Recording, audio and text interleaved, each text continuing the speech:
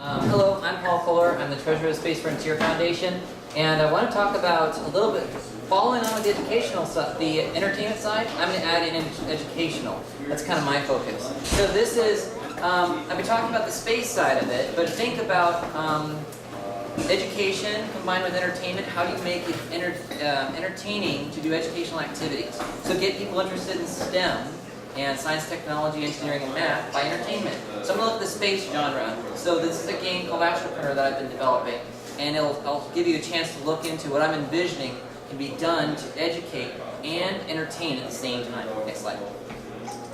So why do anything that is entertainment combined with education? There's a great demo for a math game to teach mathematics in a gamified format. Well, the problem is that a lot of people are just not seeing the future for themselves in education or getting more education because we can be entertained.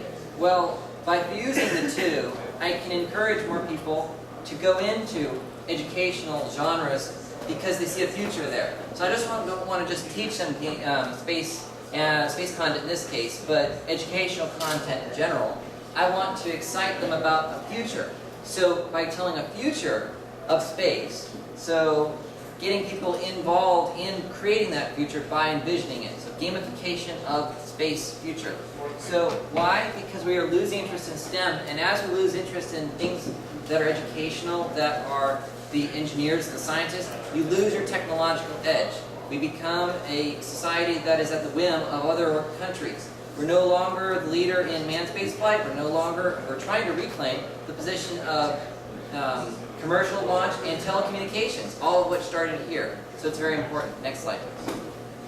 Here are examples of what I'm talking about with education, the disconnect between educating about space and entertaining. So this is a game by NASA on the left to teach about trajectories in orbit, and I have no idea how you play it. And here's a game on the right that's supposed to be educational, but it is really oversimplified to the point that it doesn't have the high enough educational content that I want to have in a game. So you end up with quotes like this in the bottom that said, NASA creates a new educational game that nobody wants. And that's the disconnect that I see. So let's see what we can do to change that. Next slide. So instead of doing this, which is what ends up happening when you have nobody's interested in space per se, you find people that are interested in gamification or game themes around space, and you have to use that to promote space. And I think that can be fixed as well. Next slide. So this kind of got overruled because it was actually supposed to be 5 elements in one, but you have 4 pieces I see that make a really good story about space. So you have the gamification of it in a really simplified, wacky way. Angry Birds on the far left there. Again, this was supposed to be animated, but it kind of got flattened. Then you have the really educational stuff like Kerbal. It's a space simulator, but it's really hard. I assume you need a degree to do it because every person I've seen ends up crashing the spaceship. Think plotting out your flight and making it happen. In the lower left, you have a moon-based alpha settlement game, but it was mission operations learning. Essentially think civilization math games, which is a passion of mine, that kind of genre. And on the far right, you have educational games where this one was flying a bird. And you learn about what's lift, drag, all that kind of stuff. Educational, yes. But how do you pull this together? So taking a little bit whimsical approach with Angry Birds, combined with realistic space flight and Kerbal, and civilization of Astropreneur, which is simulation, yes, but it is made more digestible by making a little bit more fantasy. So next slide, I think. Let's see what we have here. So I want to tell about space as a story, even though I could also do oceans. I could do ocean exploration in a map-based environment. I could do desert. I could do any type of civilization game and make it more educational. I want to do space because new space right now is having a huge renaissance with the efforts of Virgin Galactic, SpaceX, and then Planetary Resources, all setting the groundwork for a future of human settlement across space. Well, I want to gamify that. Next slide. So the game asked elements that I'd be able to include to make this educational and entertaining. So you're talking about, like I said, the real space flight combined with a map-based system, so that's just a picture of a planetary surface, but it would be the whole solar system. Removing the simulation component down to where it's much simpler, touch and go, so I'm not having to be an engineer to play this game. I just have to be able to memorize game elements. Like I have to know what resources I need to build what do I need to get into space. These are all things you'll be able to learn from playing this game, and you'll be able to get a feeling for what it takes to be an aerospace engineer, what it takes to run a space company, without actually having to be an engineer already. Next slide.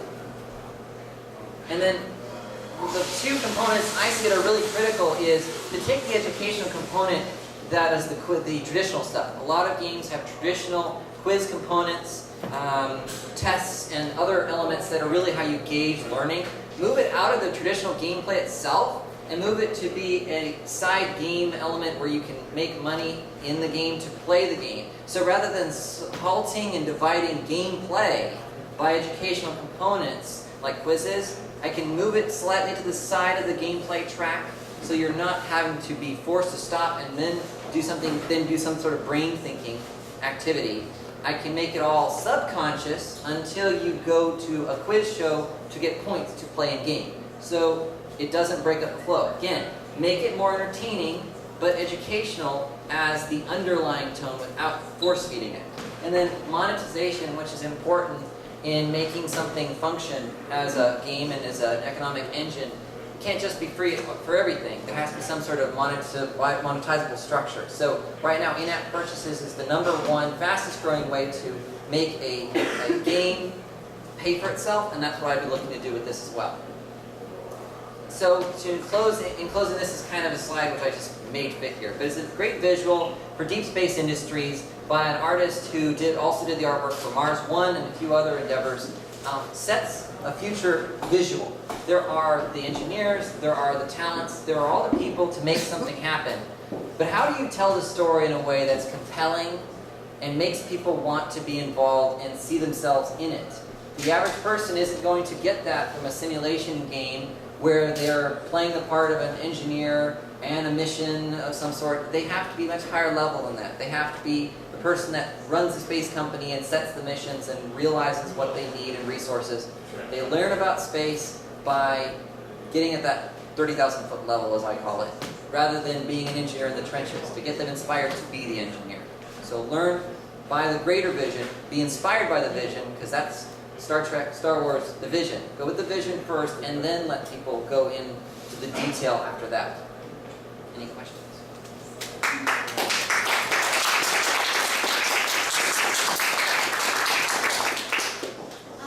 You mentioned Mars One just now. Just wanted to get your guys' maybe general thoughts on the feasibility, or your thoughts on if it's possible. Yeah. You first. Yes. What should be done. So Mars One is, if anyone's not familiar with it, it's the concept to do a reality competition for people to go to settle Mars, and they make entries and put a small nominal fee to say, I want to go to Mars, and they'll whittle that pool down to a select group that would be trained, and then it would be televised activity. The one thing I see is the price point of what it takes to get a mission to Mars is so expensive that I don't know if you can get the financial return from a reality TV show to fund that mission.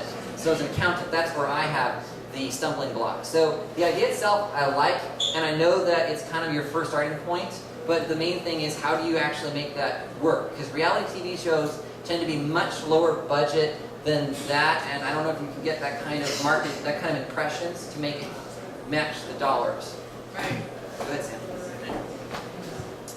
The creator of the TV show Survivor has been trying for years to create a Survivor Space TV show, and I think he just got a contract, I just think recently with CBS or something like that, to start doing development on that type of a show.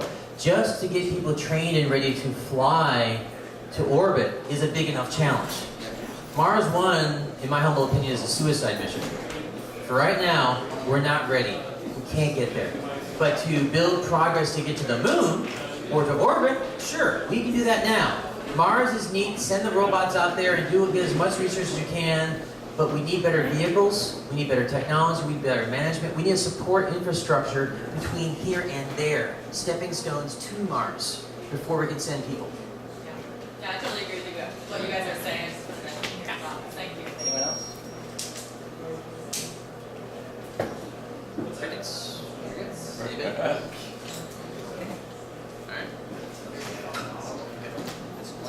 Alright. Thank you very much, folks. Appreciate it. Thank you.